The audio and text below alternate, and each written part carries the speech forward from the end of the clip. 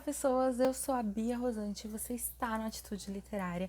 E hoje é dia da gente conversar sobre as nossas leituras do mês de janeiro, tá? Ao todo, eu consegui fazer 8 leituras, maravilha, sendo que 7 foram em livro físico e uma foi em e-book. Então, não está exatamente na ordem que eu vou mostrar pra vocês, a ordem que foi as minhas leituras, mas todos os que eu li, tá bom? Então, vamos lá. Eu li pro blog Estante Diagonal a duologia de Gear From Everywhere, que consiste no primeiro volume, O Mapa Além do Tempo. Bem linda essas capas, né? É da editora Morro Branco. E o segundo, que é O Navio Além do Tempo. Aqui nós temos a história da Nix, que junto com uma pequena tripulação viaja a bordo de um navio estilo caravela, não só pelos 7 mares, mas através do tempo. O pai dela é um navegador, então se ele tiver em mãos o mapa certo e acreditar realmente naquele mapa, e a pessoa que desenhou aquele mapa ter desenhado ele naquela época específica, o mapa precisa ser bem específico. Eles conseguem viajar através do tempo, podendo se locomover para qualquer lugar do mundo, até para mundos utópicos, e de qualquer época. O mais legal que eu achei nessa viagem do tempo é que quando eles viajam, eles não necessariamente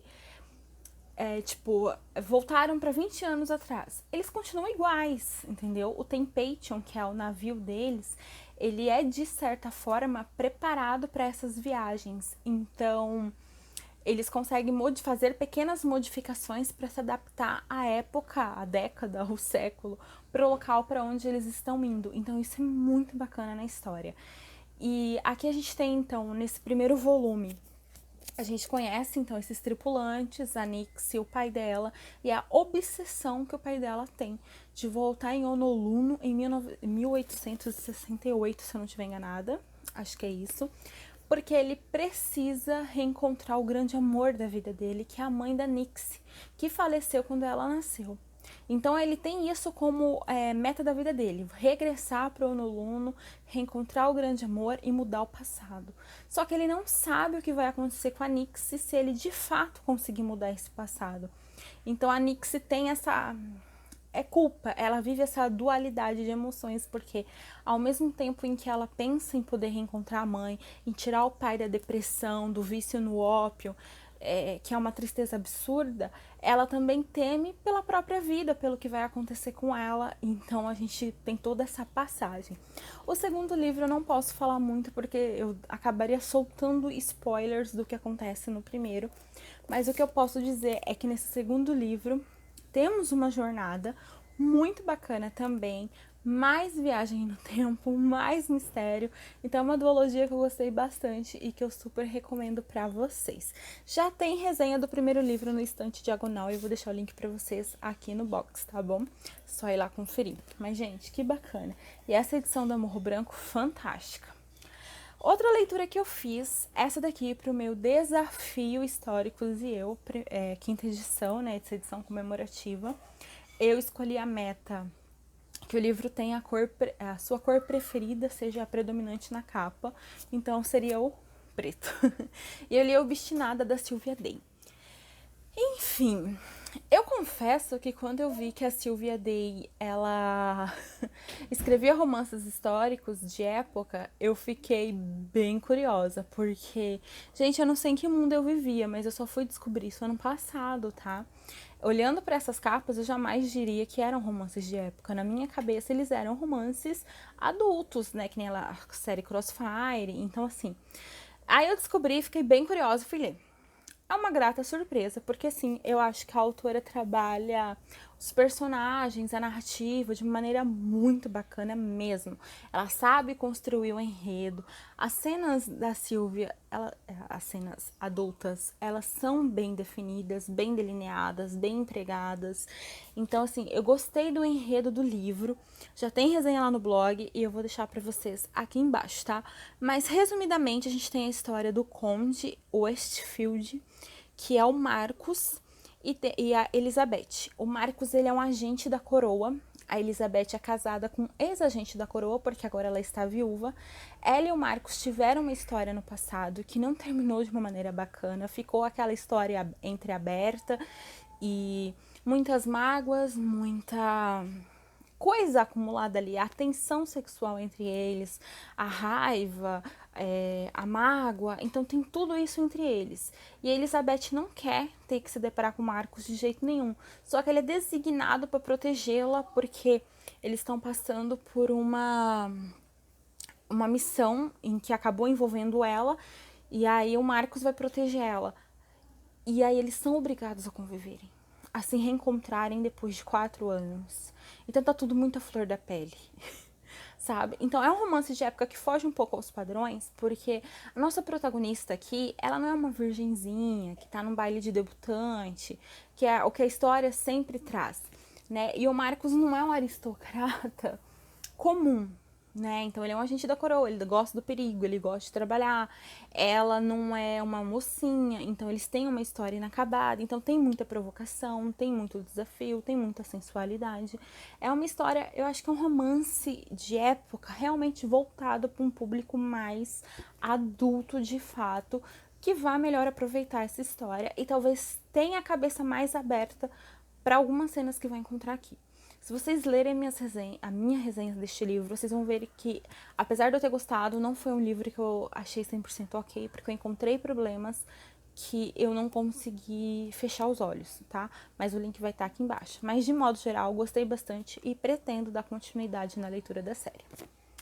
Outro livro que eu li esse mês, e assim, já quero começar a surtar, gritar, sair pulando, porque, gente, que leitura sensacional. Com certeza, de longe, disparado, foi a minha melhor leitura do mês, tá? Que é Sem Saída, do Taylor Adams, publicado aqui no Brasil pela Faro Editorial. Que livro incrível, que baita história. Gente, até agora eu fico assim, uhul!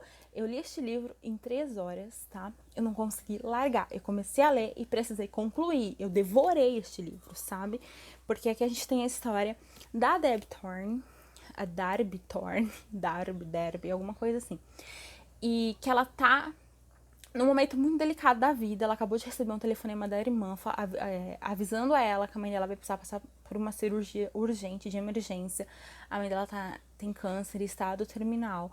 E se a Derby quiser ver a mãe em vida, ela precisa sair do campus da faculdade e voltar para a cidade o mais rápido possível. A Derby nem pensa, ela simplesmente pega umas coisinhas ali no carro, entra no carro e vai. Só que o carro dela é velho, não está preparado para as condições climáticas, muita nevasca, estradas escorregadias, e ela tá ali subindo aquela montanha. Então, assim, tudo cooperando para que ela não consiga chegar a tempo de ver a mãe. Aí o que acontece? A tempestade não dá sinais de que vai parar, e tudo que resta para Darby é parar num centro de descanso que tem ali um estacionamento, uma sala social, banheiro e só. A hora que ela chega nesse centro de descanso, ela se depara com mais 4 pessoas que já estão lá, que foram chegando em momentos aleatórios, conforme ela vê ali a neve acumulada nos veículos. E eles não têm como sair, porque todas as estradas estão interditadas, eles precisam esperar o caminhão da neve, e aí tá presa ali, com aqueles estranhos. E o que ela vai fazer? Ela precisa de um sinal de celular, de rede, ela sai procurando, não encontra, aí ela sai de novo e tá andando ali por aquele estacionamento. Quando ela volta e dentro de um furgão, ela se depara com a figura de uma criança amordaçada e presa dentro de uma gaiola estilo canil. Ela fica desesperada, sem saber o que ela faz. Ela olha para aquela criança, ela não olha para aquela criança e tipo, é de verdade? Foi alucinação? Foi o café? Foi o excesso de energético? O que aconteceu? Ela volta para dentro daquele centro, olha para aquelas pessoas, tenta adivinhar de quem que é aquele furgão, e ela sai de novo para comprovar se realmente viu ou não, e quem que é aquelas pessoas, com quem que ela pode contar, quem que é o verdadeiro vilão, quem que é o dono daquele furgão que tá prendendo aquela criança, por que tá prendendo aquela criança? Gente... é emoção do começo ao fim, é aventura, é ação, você não tem um tempo de respiro. A leitura, ela é tão frenética que você não consegue parar de ler, porque as coisas vão simplesmente assim, ó, acontecendo, blá, blá, blá, blá, blá, e é um desenrolar atrás do outro, é uma revelação atrás da outra. É insano, porque toda a história vai se passando dentro de questão de horas. Os capítulos são marcados dentro desse prazo de horas na véspera de Natal. Leiam, é maravilhoso, é incrível, é muito bem escrito, muito bem construído, tanto o enredo quanto o autor explorando aquele cenário que é um núcleo pequeno, mas gente, que história sensacional, vocês precisam ler. Fãs de thrillers, leiam este livro, porque ele é muito bom. Eu fiquei assim, querendo gritar, sabe? De como eu gostei. Fazia tempo que uma leitura não me empolgava tanto como essa me empolgou. Vocês precisam conhecer essa história. Outra história que eu li, deixa eu respirar fundo, né? Foi Os Números do Amor, da Ellen Hoan, publicada aqui no Brasil pela Editora Paralela. Ai, gente. Muito amorzinho, muito lindo, aquele tipo de leitura pra te tirar de uma ressaca, pra te colocar no alto astral, realmente, sabe, pra você se entreter, passar o tempo, se divertir, porque a nossa protagonista, ela é a Estela, e ela é uma econometrista, ela trabalha com metadados, e, gente, ela tem uma síndrome de Asperger, que é um dos graus do autismo, só que ela leva uma vida absolutamente normal, tá? Ela trabalha, ela só não consegue se relacionar muito bem com as pessoas. Porque ela tem um filtro zero, ela é super sincera, ela fala o que ela pensa, ela é dela e ela tem dificuldade de confiar, de deixar que as pessoas se aproximem, que toquem nela, e ela quer ter um relacionamento, ela tá sendo cobrada por isso na família dela, que estão ali preocupados com ela, por ela não, sabe, tipo, então, assim, você entra nessa história e é apaixonante, porque a Estela é o tipo de protagonista que a gente se afeiçoa muito facilmente. E o nosso protagonista masculino também é muito incrível, sabe? Porque, apesar do começo ser muito ali focado no fato dela querer encontrar esse cara, para que esse cara ajude ela a enfrentar um problema e tem ali toda uma sensualidade e tal, a história depois vai crescendo, porque a gente vai conhecendo esse cara e vai vendo que ele é muito família, que ele tem uma carga, que ele tem, sabe, muitas coisas para estar naquela posição. Então, a Estela meio que transforma a vida dele e ele transforma a vida dela, como eles não pensavam que isso poderia acontecer. Eu acho que em circunstâncias normais, eles nunca teriam a oportunidade de se conhecer. Porque a Estela é um pouco mais velha, ela é muito mais bem sucedida que ele. Olha, já quebrando os tabus, sabe? Então é muito bacana, é uma história que eu super recomendo. É pra divertir, é pra entreter. Se já tiver saído a resenha, eu vou deixar o link aqui embaixo. Caso ela ainda não saiu, vocês fiquem ligadinhos que logo, logo ela deve estar saindo por aí, tá bom? Mas, gente, bacana, viu? Que história gostosa. Eu gostei muito. Outro livro que eu li foi Eu Avisei, da Megan Maxwell. Acho que não quero falar sobre ele. Gente, por mais que eu quisesse, eu queria abandonar este livro nas primeiras 100 páginas. Eu queria jogar esse livro na parede. Eu não queria ler, não funcionou pra mim, achei ruim. Não sei se foi a tradução, não sei se foi a escolha de linguagem, não sei o que aconteceu com essa história, mas simplesmente não rolou. A nossa protagonista, ela é um tojo. Victoria é intragável. O começo deste livro, gente, pelo amor de Deus. Apenas, sabe, tipo, ela parecia uma criança mimada. Ela é uma pessoa superficial que tem vergonha da família, tem vergonha de onde veio, quer coisas que não pode ter, tá? Sei lá. Não sei nem como definir, gente. Sei que não funcionou pra mim. Vai sair resenha deste livro também, porque assim, não funcionou pra mim, tá? Porque eu amo Megan Maxwell, eu já li vários livros da autora, eu sei que ela tem um potencial absurdo de escrita, de envolver o leitor, de conquistar o leitor. E quando eu peguei este livro, foi tipo, não é ela que escreveu, tipo, você entende? Então, pra mim, que já conheço muito da escrita dela, apenas, sabe? Vai sair resenha, eu vou explicar melhor, tudo certinho pra vocês.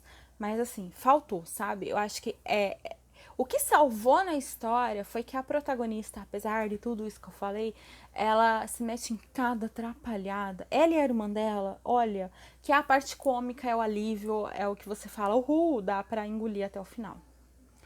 Li também A Sala das Borboletas, da Lucinda Riley. E, gente, que livro incrível.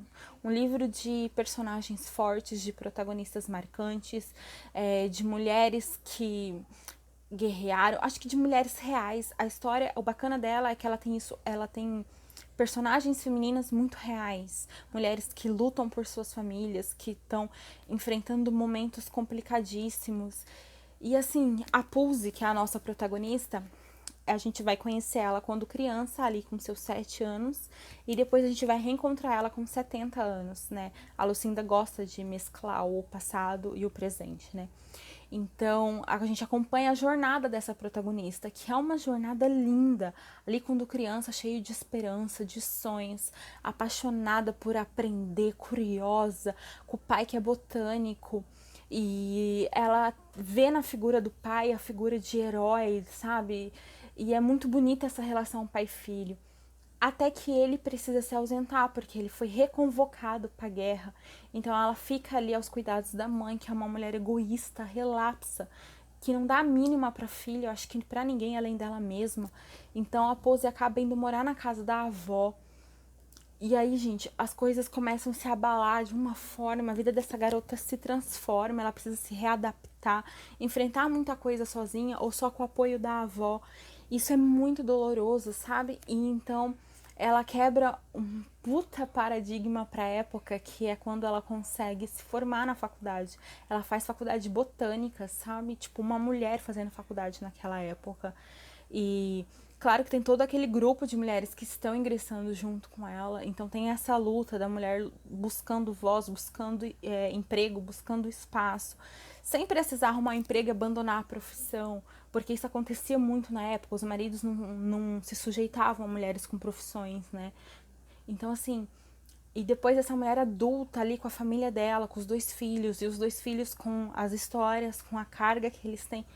Cara, que livro. Acho que é muito mais do que um romance, sabe? A autora aborda temas como dependência química, dependência emocional, sobre mulher sustentando uma casa, sobre violência, doença e tem reviravoltas, altos e baixos. É um livro incrível, uma baita leitura que eu amei fazer e que eu super recomendo. Ler Lucinda sempre é um presente, cara. Que mulher. O que eu mais amo na escrita dela é que ela é encorpada, sabe? Ela tem toda uma construção narrativa, além do que seria só o foco, sabe? Do que seria só o principal. Tem uma construção. É incrível, gente. Vocês precisam conhecer. E em e-book eu li A Tentação de Levi. Eu vou deixar a capa, acho que aqui pra vocês. Que é da editora Bookmarks. Este e-book, né, esse lançamento, tá em pré-venda o livro físico. Eu não sei se já vai ter saído quando eu gravar esse vídeo, mas vocês já podem adquirir, vou deixar o link aqui embaixo também. Ele abre as publicações da editora Bookmarks aqui no Brasil. E eu fiquei muito feliz, porque eu acho que é mais uma editora para trazer mais lançamentos maravilhosos, mais autores pra gente conhecer, pra gente descobrir. E A Tentação de Levi é aquele tipo de livro para quem gosta de família grande, barulhenta, um se metendo na vida do outro, eles brigando entre eles, mas no fim, assim, se amam absurdamente. Então aqui a gente tem 5 irmãos, se eu não estiver enganado, que acabam recebendo a missão de cuidar do negócio da família, do resort da família, porque o pai deles faleceu. E cabe ao Levi a função de Sil. Ele precisa assumir essa função de CEO, dane-se, né? Whatever. E ele não tem a menor noção de como administrar. Ele tinha escolhido para ele a carreira de bombeiro, mas por um acidente no meio ali de uma missão, ele acabou não podendo mais exercer. Ou seria o serviço administrativo ou nada, e ele optou por nada. Já que ele não pode estar lá salvando vidas, né, presente, né, lá na cena, tudo. Ele não queria ficar no serviço administrativo. Só que daí ele cai no serviço administrativo. Só que o Levi, cara, ele tem um senso natural de liderança. Ele sabe ouvir, ele sabe escutar. E ele só não contava que a pessoa que o pai dele deixou para ajudar ele nos negócios, a conseguir levantar o resort, que tá passando por um momento difícil também, fosse justamente a irmã da ex-namorada dele, que destruiu o coração dele, que acabou com tudo.